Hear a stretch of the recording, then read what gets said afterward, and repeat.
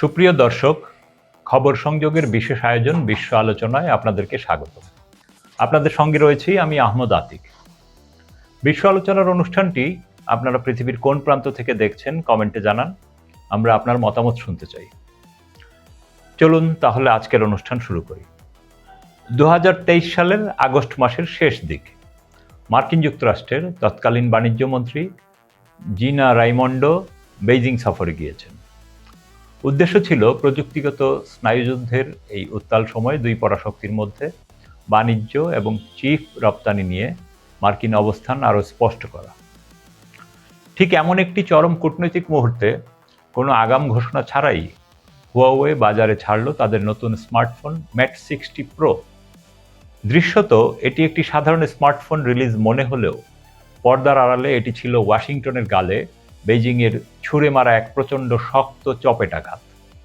ফোনটির ভেতরে থাকা প্রসেসরটি যখন কানাডা ভিত্তিক গবেষণা প্রতিষ্ঠান টেক ইনসাইটস খুলে বিশ্লেষণ করল, পেন্টাগন এবং হোয়াইট হাউসের করিডোরে আক্ষরিক অর্থেই এক নীরব আতঙ্ক ছড়িয়ে পড়ে।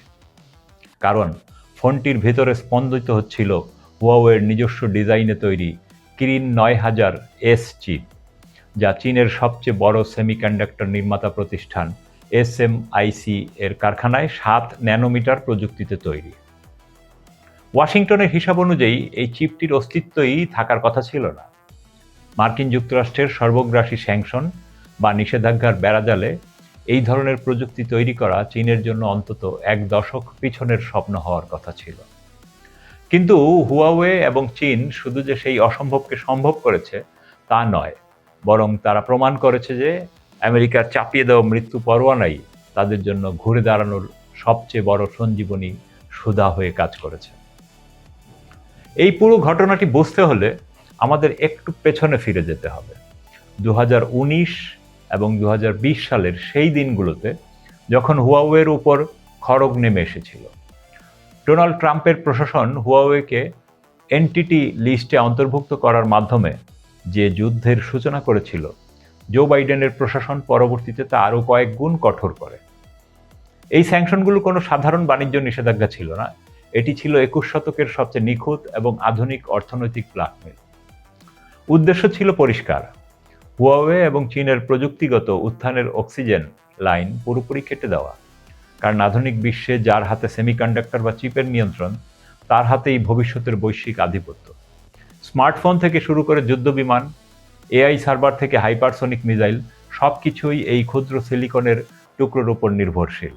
আমেরিকা জানত যে তারা যদি হুয়াওয়েকে বিশ্বমানের চিপ তৈরি করার অত্যাধুনিক ডাচ কোম্পানি ASML এর EUV লিথোগ্রাফি মেশিন এবং আমেরিকান EDA সফটওয়্যার থেকে বঞ্চিত করতে পারে, তবে চীনের প্রযুক্তিগত মেরুদণ্ড চিরতরে ভেঙে দেওয়া সম্ভব। প্রাথমিক ধাক্কায় এই কৌশল দারুণভাবে কাজও করেছিল। হুয়াওয়ের মোবাইল বিক্রি তলানিতে ঠেকে যায়, তারা তাদের সাব ব্র্যান্ড অনর বিক্রি করে দিতে বাধ্য হয় এবং পশ্চিমা মিডিয়া প্রায় নিশ্চিতভাবেই হুয়াওয়ের মৃত্যু ঘণ্টা বাজিয়ে দিয়েছিল। কিন্তু ভূরাজনীতির দাবা খেলায় প্রতিটি চালের একটি বিপরীত প্রতিক্রিয়া থাকে। Centre for strategic and international studies এর গবেষকরা তাদের সাম্প্রতিক বিশ্লেষণে খুব চমৎকার একটি বিষয় তুলে ধরেছেন। তাদের মতে আমেরিকার এই একতরফা স্যাংশন চীনের জন্য একটি ক্লাসিক স্পুটনিক মোমেন্ট বা জাতীয় জাগরণের মুহূর্ত তৈরি করেছে। যখন আপনার পিঠ দেয়ালে ঠেকে যায় এবং অস্তিত্ব রক্ষার প্রশ্ন সামনে আসে, তখন সাধারণ হিসেব নিকেশ আর খাটে না। হুয়াওয়ের যখন বাইরের বিশ্বের সাথে সমস্ত যোগাযোগের দরজা বন্ধ হয়ে গেল, তখন চীনা কমিউনিস্ট পার্টি এবং হুয়াওয়ে বুঝতে পারল যে নিজস্ব সাপ্লাই চেইন তৈরি করা ছাড়া তাদের আর কোনো বিকল্প নেই। এক সময় আন্তর্জাতিক বাজারের উপর নির্ভরশীল হুয়াওয়ে রাতারাতি তাদের সমস্ত ফোকাস এবং বিলিয়ন বিলিয়ন ডলারের ফান্ডিং চীনের নিজস্ব সেমিকন্ডাক্টর ইকোসিস্টেম গড়ে তোলার পেছনে ঢালতে শুরু করল। এটি ছিল এমন এক বেপরোয়া লড়াই যেখানে হারার কোনো সুযোগ ছিল না।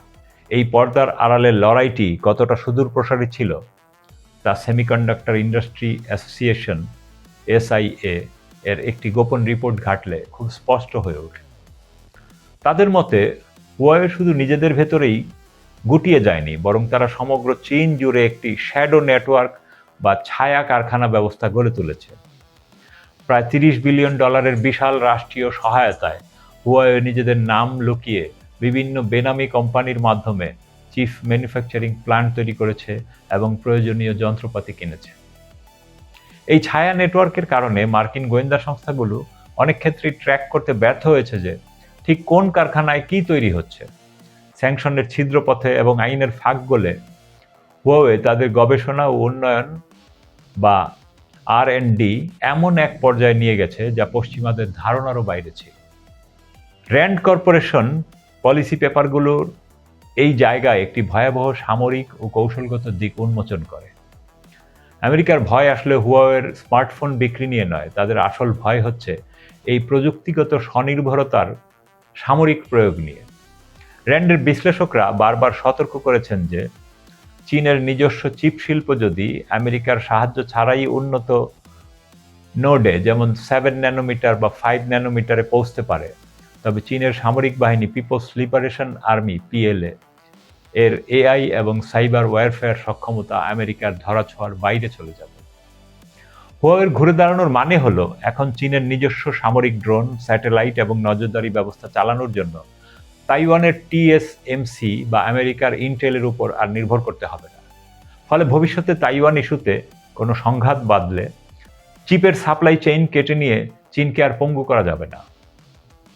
সাউথ চায়না মর্নিং পোস্টের গ্রাউন্ড রিপোর্টিং থেকে আমরা জানতে পারি কিভাবে চীনের SMIC আমেরিকার তৈরি বাধাগুলোকে পাশ কাটিয়েছে। যেহেতু আমেরিকার চাপে ASML চীনকে তাদের সবচেয়ে আধুনিক EUV মেশিন দেওয়া বন্ধ করে দিয়েছিল, তাই SMIC তাদের পুরনো DUV মেশিনগুলোকেই চরম সীমানায় নিয়ে গেছে। ইঞ্জিনিয়ারিংয়ের ভাষায় একে বলা হয় মাল্টি প্যাটার্নিং। এই অত্যন্ত ব্যয়বহুল এবং জটিল একটি প্রক্রিয়া, যেখানে চিপের ফলন বা ইল্ড রেট অনেক কম থাকে। সাধারণ ব্যবসায়িক দৃষ্টিকোণ থেকে এটি কোনোভাবেই লাভজনক নয়, কিন্তু বেইজিংয়ের কাছে এটি লাভের হিসাব নয়, এটি ছিল টিকে থাকার এবং জাতীয় গর্বের প্রশ্ন। অর্থের কোনো অভাব যেখানে ছিল না, তাই তারা লোকসান গুণেও 7 ন্যানোমিটারের চিপ তৈরি করেছে এবং সফলভাবে ম্যাট 60 প্রোতে ব্যবহার করেছে। এটি প্রমাণ করেছে সিলিকন ভ্যালির বাইরেও উদ্ভাবন সম্ভব যদি রাষ্ট্র তার পুরো শক্তি নিয়ে পেছনে দাঁড়ায়। ব্রুকিংস ইনস্টিটিউশনের অনেক বিশেষজ্ঞ এমন মনে করছেন যে হুয়াওয়ের উপর এই স্যাংশন আসলে আমেরিকার জন্য এক ধরনের বুমেরাং হয়ে ফিরে আসছে। বিশ্বায়নের যুগে প্রযুক্তি কোম্পানিগুলো একে অপরের উপর নির্ভরশীল। হুয়াওয়ে যখন আমেরিকান কোম্পানিগুলোর কাছ থেকে বছরে বিলিয়ন বিলিয়ন ডলারের চিপ কিনত, তখন সেই লাভের টাকা আমেরিকান কোম্পানিগুলো তাদের নিজস্ব গবেষণায় ব্যয় করত। এখন সেই বিশাল বাজার হারিয়ে কোয়ালকম বা ইন্টেলের মতো আমেরিকান কোম্পানিগুলোর আয় কমে যাচ্ছে। অন্যদিকে হুয়াওয়ে এখন চীনের নিজস্ব সাপ্লাই চেইন থেকে সবকিছু কিনছে, যার ফলে চীনের অভ্যন্তরীণ চিপ কোম্পানিগুলো সেই বিলিয়ন বিলিয়ন ডলারের ফান্ডিং পাচ্ছে এবং নিজেদের আরও উন্নত করছে। অর্থাৎ আমেরিকার স্যাংশন পরোক্ষভাবে চীনের নিজস্ব প্রযুক্তির বাজারকে মনোপলি বা একচেটিয়া অধিকার করার সুযোগ করে দিয়েছে। কাউন্সিল অফ ফরেন রিলেশনস এর ভূ রাজনৈতিক বিশেষজ্ঞদের মতে আমরা এখন এমন এক পৃথিবীতে প্রবেশ করছি যেখানে প্রযুক্তিগত ল্যান্ডস্কেপ পুরোপুরি দ্বিধাবিভক্ত হয়ে যাচ্ছে। একদিকে থাকছে মার্কিন নেতৃত্বাধীন পশ্চিমা ইকোসিস্টেম, অন্যদিকে থাকছে চীনের নেতৃত্বাধীন সম্পূর্ণ ভিন্ন এক ইকোসিস্টেম। এই সিলিকন কার্টেন বা সিলিকন পর্দার পতন বৈশ্বিক সাপ্লাই চেইনকে এক নতুন বাস্তবতার মুখোমুখি দাঁড় করিয়েছে। আমেরিকা হয়তো 2 বা 3 ন্যানোমিটারের মতো অত্যাধুনিক চিপের রেসে এখনো এগিয়ে আছে, কিন্তু চীন অত্যন্ত সুকৌশলে লিগেসি বা ম্যাটিউর মোডের 28 ন্যানোমিটার বা তার উপরের চিপের বৈশ্বিক বাজার নিজেদের দখলে নিচ্ছে। আমাদের প্রতিদিনের জীবনে ব্যবহৃত গাড়ি, মেডিকেল ডিভাইস, মাইক্রোওয়েভ থেকে শুরু করে সাধারণ ইলেকট্রনিক্সে এই ম্যাচিউর চিপগুলোই বেশি ব্যবহৃত হয়। চীন যদি এই বেসিক চিপগুলোর উৎপাদনে একচেটিয়া নিয়ন্ত্রণ প্রতিষ্ঠা করে, তবে ভবিষ্যতে পুরো বিশ্বকেই সাধারণ ইলেকট্রনিক্সের জন্য চীনের দয়া এবং মর্জির উপর নির্ভর করতে হবে। এই যে পরাশক্তিগুলোর মধ্যে প্রযুক্তি আর ক্ষমতার চরম এই রেষারেষি চলছে, এটি কিন্তু শুধু হোয়াইট হাউস বা বেইজিংয়ের বদ্ধ ঘরে সীমাবদ্ধ নেই। এর সরাসরি প্রভাব পড়ছে আপনার এবং আমার দৈনন্দিন জীবনে। যখন বিশ্ব দুটি আলাদা প্রযুক্তি বলয়ে ভাগ হয়ে যায়, তখন গবেষণা ও উৎপাদনের খরচও বহুগুণ বেড়ে যায়। এর ফলে বিশ্বজুড়ে মুদ্রাস্ফীতি বাড়ে এবং সাপ্লাই চেইন বাধাগ্রস্ত হয়। আপনি যে নতুন স্মার্টফোনটি কিনছেন, যে গাড়িটি চালাচ্ছেন বা যে ল্যাপটপে কাজ করছেন, তার দাম এই ভূ রাজনৈতিক উত্তেজনার কারণেই নীরবে বেড়ে যাচ্ছে। হুয়াওয়ের পতন এবং অবিশ্বাস্য পুনরুত্থান আমাদের চোখে আঙ্গুল দিয়ে দেখিয়ে দিয়েছে, আধুনিক বিশ্বে প্রযুক্তি কোনো নিরপেক্ষ পণ্য নয়, এটি যুদ্ধের সবচেয়ে ভয়ঙ্কর এবং নীরব অস্ত্র। আমি নিজেও চীনে ভ্রমণকালে হুয়াওয়ের কারখানায় গিয়েছি এবং সেইখানে আমাদের সাংবাদিকরা যাওয়ার সাথে সাথে সবার কাছ থেকে স্ক্যান করে যত মোবাইল এবং ইলেকট্রনিক্স ডিভাইস নিয়ে নেওয়া হয়, ভিতরে কোনো ছবি তুলতে দেওয়া হয়নি, পুরোটা ঘুরিয়ে দেখেছে তাদের। এবং তাদের কারখানাটা এরকম যে সেইখানে যারা কাজ করে অনেকটা ক্যান্টনমেন্টের মতো, তারাও সেখান থেকে বের হতে গেলে অনুমতি নিয়ে বের হতে হয় এবং তাদের ফ্যামিলি সহ ওই নির্দিষ্ট এরিয়ার মধ্যে থাকার বন্দোবস্ত আছে, যাতে বাইরের সাথে তাদের খুব একটা যোগাযোগ না হয়। এবং একটা বিশাল এলাকা, সেখানে তারা আমাদেরকে গাড়ি দিয়ে ঘুরিয়েছে, পরে আবার বের করে নিরাপদে দিয়েছে। তো এ বিষয়ে আপনার মতামত কি? কমেন্টে জানান, ভিডিওটি লাইক করুন, শেয়ার করুন এবং চ্যানেলটি সাবস্ক্রাইব করে বেল আইকনে ক্লিক করুন যেন পরবর্তী খবর মিস না হয়। দেখা হবে পরের বুলেটিনে। ততক্ষণ সুস্থ থাকুন, ভালো থাকুন, খোদা হাফেজ।